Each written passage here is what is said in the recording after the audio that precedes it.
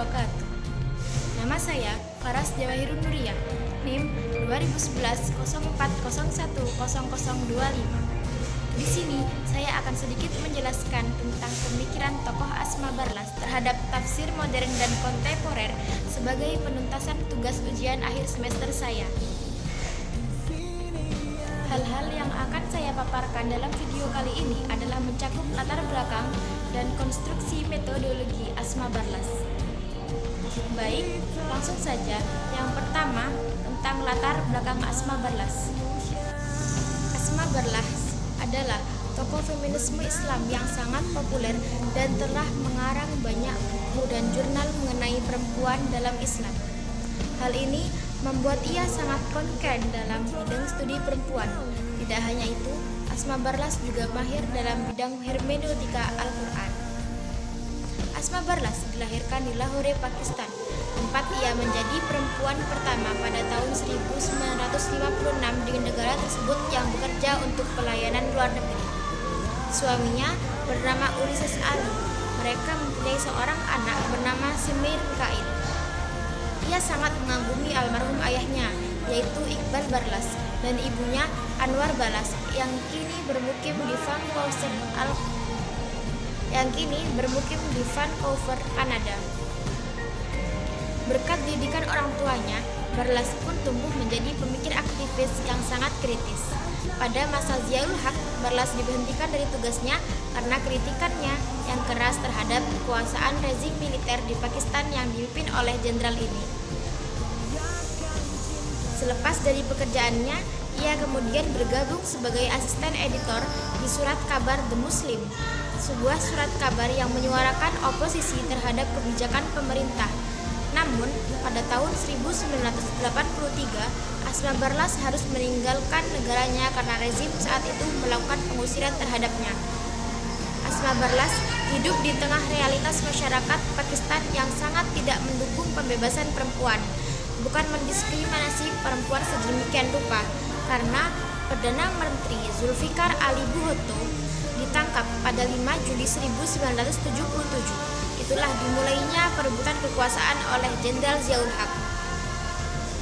9 bulan kemudian, Jenderal Zia mengumumkan ketertarikannya melakukan Islamisasi atas kode etik masyarakat Pakistan. Ketika itu pula lah Zia melakukan kooptasi atas Liga Muslim Pakistan dan menempatkan anggota-anggota Jamaah Islamiyah di dalam kabinetnya. Jamaah Islamiyah adalah organisasi Islam Pakistan yang sangat getol, memperjuangkan penerapan syariat Islam. Zia sebagai penguasa berarti berkuasanya kelompok Jamaah Islamiyah, yang dengan sedemikian menjadi tanda akan berlangsungnya diskriminasi besar-besaran terhadap perempuan. Kisah Pakistan seperti itulah yang membuat Asma Barlas terusir dari tanah airnya sendiri. Di Pakistan, perempuan benar-benar terbelenggu dengan berbagai argumen doktrin agama dengan banyak tingkatan.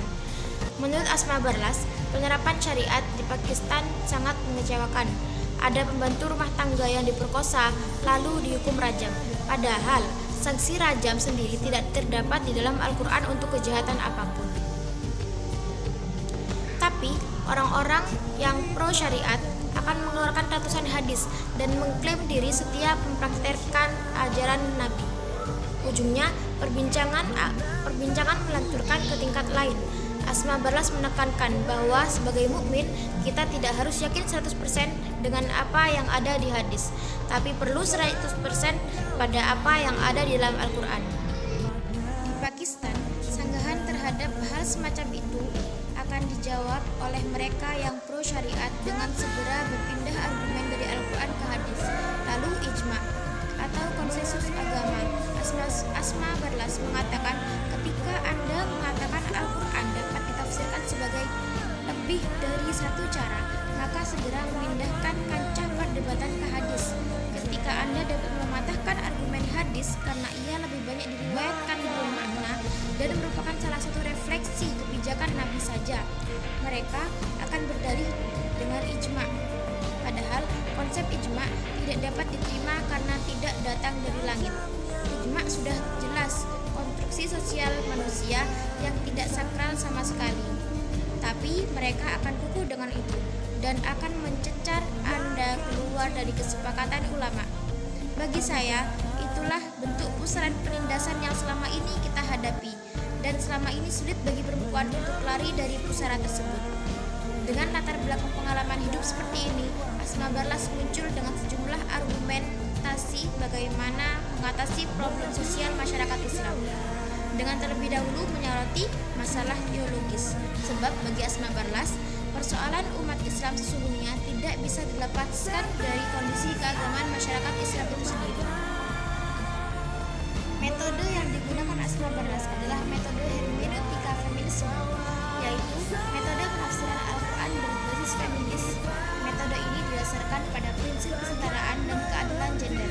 Kesetaraan yang dimaksud adalah kesetaraan antara relasi perempuan dan laki-laki. Cara kerja metode ini adalah menggunakan langkah-langkah metodologis dan prinsip-prinsip teori hermeneutika modern. Metode ini adalah salah satu cara penafsiran Al-Quran, sebuah metode alternatif untuk penafsiran Al-Quran, terutama untuk menafsirkan ayat-ayat tentang gender.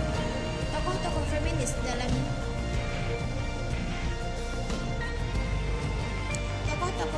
Islam sudah membuktikan dengan menggunakan penafsiran Al-Quran berbasis feminis dan memproduk tafsir feminis. Tafsir feminis adalah tafsir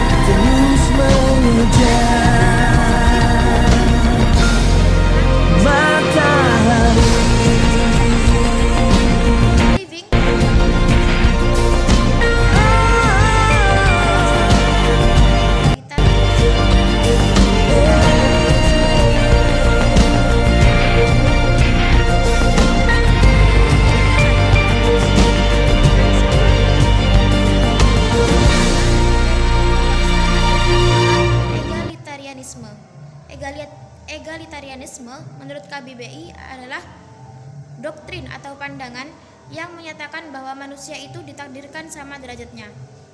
Yang kedua, Islam tidak mengajarkan budaya patriarki.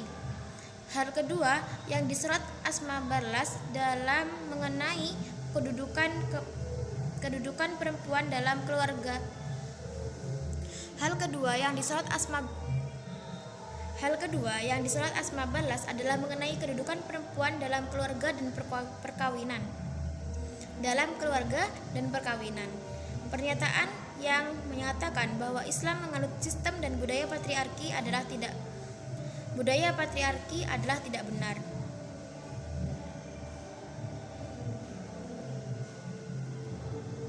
Mungkin cukup ini yang dapat saya sampaikan, kurang lebihnya mohon maaf. Mungkin apa yang saya berikan mohon maaf sebesar-besarnya karena apa yang saya berikan jauh dari kata sempurna. Akhirul